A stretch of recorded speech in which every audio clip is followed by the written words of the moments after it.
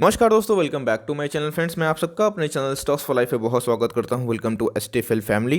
Dear family members, इस video में बात होगी कि अभी की जो कंडीशन है आईआरएफसी आईपीओ के सब्सक्रिप्शन कितने हुए हैं, जीएमपी क्या चल रहा है और दोस्तों मार्केट में इसको लेके क्या कहानी देखने को मिल रही है।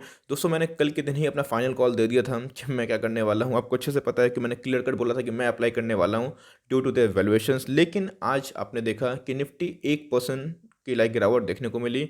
और दोस्तों ये कब हुआ? जब इनके फर्स्ट दिन ही आईपीओ की एप्लीकेशन थी तभी। तो अब ये बहुत ही इंपॉर्टेंट पार्ट है। बहुत ऐसे लोग हैं जो लिस्टिंग गेन के लिए ही जाना चाहते हैं और बहुत ऐसे लोग हैं दोस्तों कि जिनको लॉन्ग टर्म में ये बेट अच्छा लग रहा है।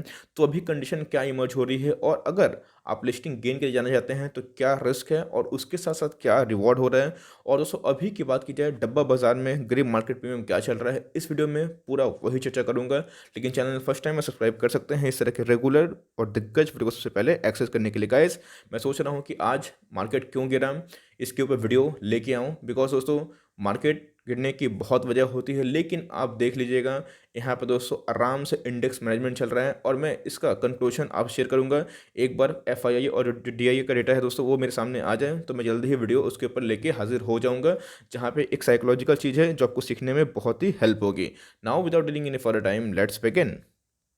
गाइस इकोनॉमिक टाइम्स का आर्टिकल से आप देख सकते हैं क्लियर कट क्या लिखा हुआ है। द 4633 मेगा आईपीओ, जो मैं दोस्तों सबको मेगा ही बोल रहा हूँ क्योंकि रेलवे की सबसे बड़ी कंपनी है और फिनेंस आर्म वाली पहली एनबीएफसी है जिसके कोई भी एनपीए नहीं है दोस्तों। तो इधर पे हमें अच्छी खासी रिस्पांस मार्केट से उम्मीद थी, लेकिन क्या उसके अगेंस्ट में रिस्पांस सही है या फिर खराब है वो तो दोस्तों इसके नेक्स्ट स्लाइड बताऊंगा। लेकिन आप देख सकते हैं कि RFC IPO hitting on Monday has many brokerages recommending subscribe on it along means with long term gains. तो आप देख सकते हैं कि क्लियर कट सारे ब्रोकर्स ने इनको सब्सक्राइब की रेटिंग दे दी है, लेकिन दोस्तों इधर पे लॉन्ग टर्म गेन की कहानी बताई है क्योंकि सबको यही लगता है, मुझे भी यही लगता है कि लॉन्ग टर्म गेन के लिए ये आईपीओ अच्छा हो सकता है।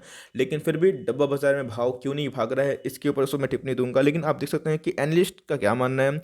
Analyst said the IPO loss means looks attractively priced and can be a good bet for conservative long-term investors as expansion drivers for the return on equity or margins are missing.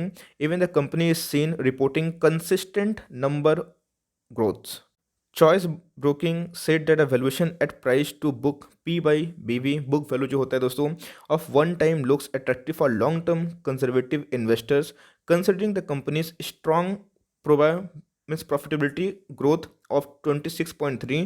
दोस्तों मैंने जो बहुत बार share किया था, तो बहुत ऐसे brokers हैं जिन्होंने सीधा इनके जो लिस्टिंग गेन है जीएमपी उधर पे जाने की राय नहीं जाहिर करी है। मैक्सिमम दोस्तों मैं बहुत जगह आर्टिकल पढ़ रहा था तो मेरे पास जो कंक्लूजन निकल के आया सबका दोस्तों यही मानना है कि लॉन्ग टर्म गेन इसमें एक ज़्यादा फेवरेबल कंडीशन दिखाई पड़ रहा है। यस, शॉर्ट टर्म गेन के लिए बहुत लोग जाना चाहते हैं क्योंकि दोस्तों अब हमारे पास ज़्यादा टाइम नहीं बचा है और आज डे 1 था जो कि समाप्त हो चुका है। अब कल डे 2 है और परसों डे 3। तो दोस्तों क्या करना है और इधर पे क्या कंडीशन देखने को इमर्ज हो रहे हैं। तो गाइस सबको जो प्राइस टू बुक की बात की जाए, प्राइस टू बुक वैल्यू की बात की जाए, पीई की बात की जाए जो कि 10 के नीचे दिखाई पड़ रहे हैं, इनके रॉबस्ट प्रॉफिटेबिलिटी की बात की जाए, इनके ग्रोथ की बात की जाए और दोस्तों इनके पीछे गवर्नमेंट के बैकअप की बात की जाए तो सबने अच्छा बात ही बोला। और जहाँ पे हमें लॉन्ग टर्म ही गेन की बात समझ में आ रही है, तो आपको पता है कि आज है 18 जनवरी, आज ही दोस्तों निफ्टी में गिरावट शुरू हुआ। बहुत लोग तो ऐसे वेट करते हैं कि जीएमपी क्या चल रहा है उसके अकॉर्डिंग, और मीन्स करना भी चाहिए दोस्तों कि अगर आप लिस्टिंग गेन के लिए जाना चाहते हैं जीएमपी आपका हक बनता है देखने के लिए। लेकिन जीएमपी में उतना उछाल देखने को नहीं मिल रहा है, लेकिन देखना बनता है कि अभी कुछ गैप है दोस्तों, कुछ दिन का टाइम है। आपको पता है कि बजट भी आने वाला है जिसकी वजह से आज एशियन मार्केट की भी बात की जाए तो उतना डीप करेक्शन देखने को नहीं मिला जितना भारतीय मार्केट में हमें दिखाई दिया। लेकिन दोस्तों ये तो होगा ही, कॉमन सी बात है, बिकॉज निफ्टी का 12,400 से कंप्लीटली नया हाई बना के दोस्तों 14,500 से ऊपर निकलने की कोशिश करेगा तो उधर पे तो प्रॉफिट बुकिंग आएगी, सेल ऑफ आएगा। इस बात को दोस्तों मैंने आपको संडे ही बता दिया था। तो 20 जनवरी को इनके सब्सक्रिप्शन खत्म होते देखने को मिल रहे हैं 25 से 26 रुपये दोस्तों। यही इतने छोटे प्राइस बेस हैं कि जहाँ पे मुझे डाउन साइड पॉसिबिलिटी कम दिखाई पड़ती है। अब ऑफकोर्स ये वेक्टर और बर्गर किंग की तरह रिस्पॉन्स क्यों नहीं ले रहा दोस्तों, आपको पता है किधर पे एक डर का माहौल भी है कि मार्केट में अगर सेल ऑफ आता है तो क्या होगा। और आपको पता है कि बड़ा जब भी आईपीओ आता है, एसबीआई कार्ड में भी आपने यही देखा कि आईपीओ तो बहुत ही बड़ा था, शानदार था, लेकिन इनके आईपीओ हो गए थे फ्लॉप। लेकिन जिन्होंने होल्ड किया, वेट किया, आज दोस्तों वो 750 से ऊपर के भाव पे 950 पे ट्रेड हो रहा है। तो यही दोस्तों आपको समझनी चाहिए कि लिस्टिंग गेन लिस्टिंग लॉस तो होते रहता है, वो सेंटिमेंट पे डिपेंड करता है, लेकिन कंपनी अच्छी रहती है तो ज़रूर अच्छा परफॉर्म करेगी। तो एक लॉट में 575 शेयर्स दिखाई पड़ रहे हैं। और दोस्तों ये चीज़ देख सकते हैं इधर पे बहुत ही इंपॉर्टेंट एक चीज़ है, आप देखिएगा कि आईपीओ की जो लिस्टिंग हो रही है वो दोस्तों 29 तारीख को हो रही है। और देखिए इधर पे 2 या फिर 1 फरवरी को हमें बजट देखने को मिल रहा है। तो इधर पे देख सकते हैं कि जो गैप है दोस्तों बहुत कुछ डिसाइडिंग कर सकता है, लिस्टिंग गेन भी दे सकता है, लिस्टिंग लॉस भी दे सकता है। और मार्केट के ऊपर दोस्तों किसी का काबू नहीं है। देखिए मार्केट का टॉप और मार्केट का बॉटम सब पेश करने की कोशिश करते हैं, लेकिन दोस्तों बड़ा से बड़ा एनालिस्ट या फिर बड़ा से बड़ा निवेशक एक ही चीज़ जानता है कि मार्केट का टॉप और मार्केट का बॉटम किसी को नहीं पता होता है। हम लोग दोस्तों अपना ये प्लानिंग कर सकते हैं कि मार्केट का टॉप बनता है तो हमें क्या करना है और मार्केट का बॉटम बनता है तो हमें क्या करना है। बहुत सारे शेयर्स मैंने आपको पहले ही बता दिए हैं कि मार्केट गिरे तो ये खरीदो, और बहुत सारे शेयर्स यही बता दिए हैं कि मार्केट भागे, बहुत ज़्यादा भाग जाए तो क्या करो। लेकिन दोस्तों मुझे ऐसा लगता है कि मार्केट गिरना, मार्केट उठना, ये तो साइकिल है।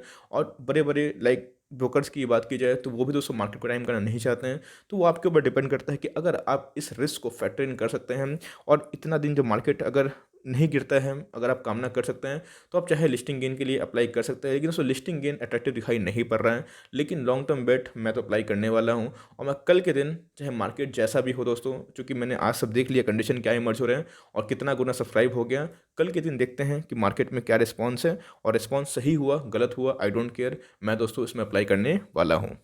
तो क्यूआईबी की बात की जाए भाई, क्वालिफाइड इंस्टीट्यूशनल जो होते हैं दोस्तों, उनका अभी तक कोई भी सब्सक्रिप्शन में इंटरेस्ट नहीं दिखाई पड़ रहा है।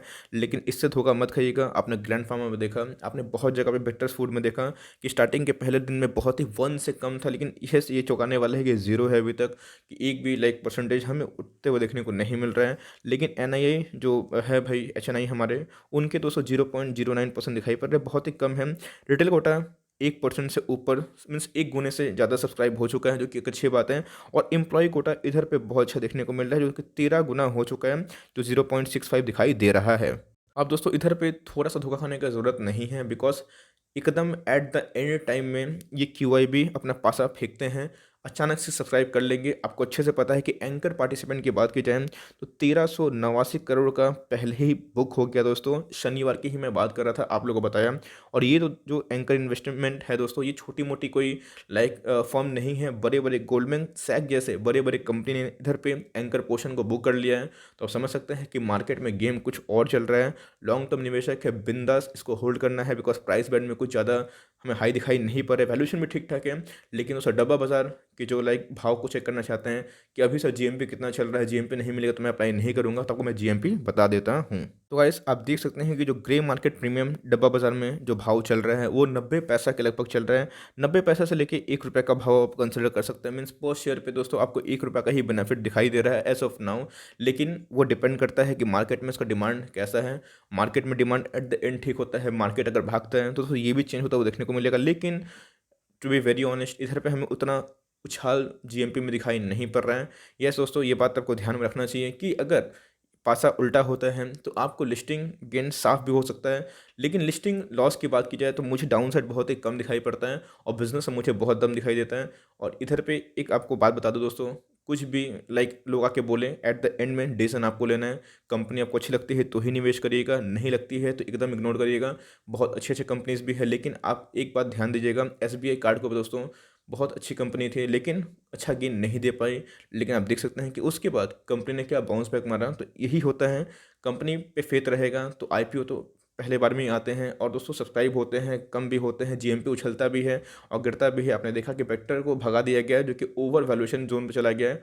तो ये दोस्तों स्टॉक मार्केट है, कुछ ही पॉसिबल है। तो इसीलिए अपनी लाइक जो थ्योरी है अपना कन्विक्शन खुद से ही दोस्तों डिसाइड करिएगा, किसी की बात सुन के नहीं। यस, मैं अपनी बात करूँ दोस्तों तो मैं होशो हवास में बोल रहा हूँ कि मैं अप्लाई करने वाला हूँ। आई डोंट केयर कि मुझे लिस्टिंग गेन मिले फिर लिस्टिंग लॉस मिले, मुझे कंपनी पे फेथ है, मुझे इनके फाइनेंशियल्स में फेथ है जो कि बहुत ही दमदार हैं। और वैल्यूएशन दोस्तों मैं बहुत ही ज़्यादा पसंद करता हूँ, तो वैल्यूएशन में मेरे अकॉर्डिंग ठीक ठाक दिखाई दे रहे हैं। तो यही हुआ कि अभी सब्सक्राइब की बात की जाए तो टेलर की बात की जाए या फिर एम्प्लॉय की तो हमें अट्रैक्टिव दिखाई दे रहे हैं। लेकिन QIB की बात की जाए और HNI की तो अभी उतना दिखाई नहीं दे रहे हैं, अब देखना बनता है।